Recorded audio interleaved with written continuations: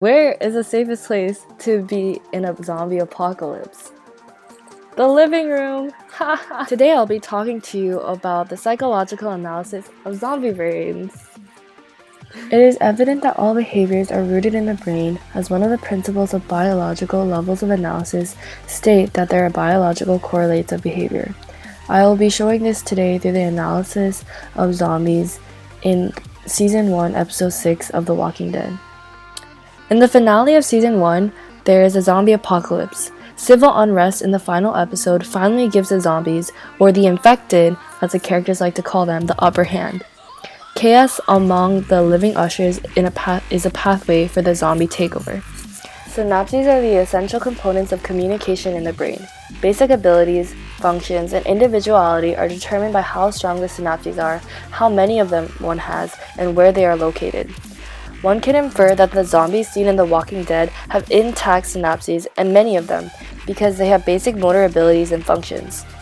Neurons use synapses to talk to each other within the brain. Neurons do not touch each other. Instead, contact is made through neurotransmitters. Neurotransmitters are the chemical messengers used by neurons to communicate with each other. The zombies in Walking Dead only show signs of having dopamine and serotonin. This is because dopamine is involved with movement, attention, learning, and memory. The zombies show obvious signs of having basic movement and have very focused attention on finding humans and eating them.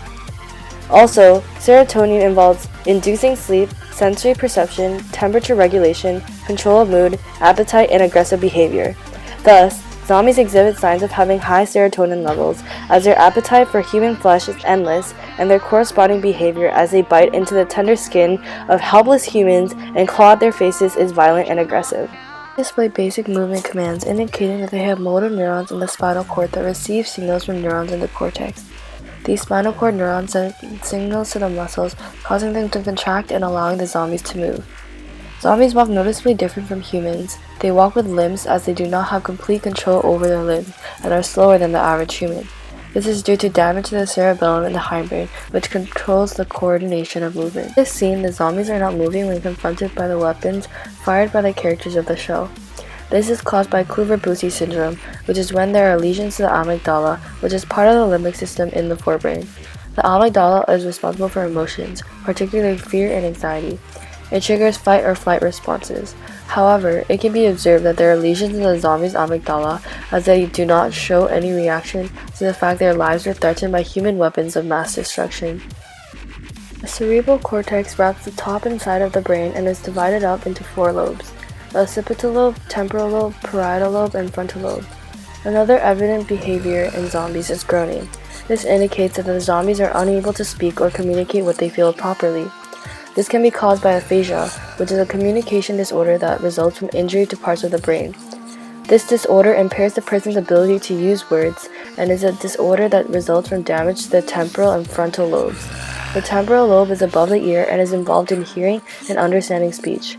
It interacts closely with the amygdala and hippocampus for learning, memory, and emotional responses. The frontal lobe generates movement, commands, and contains the area that produces speech, and is responsible for selecting appropriate behavior depending on one's goal and environment.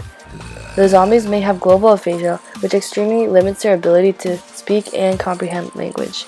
Damage to the frontal lobe of the brain causes paralysis of the arm or leg, as it is important for motor functions.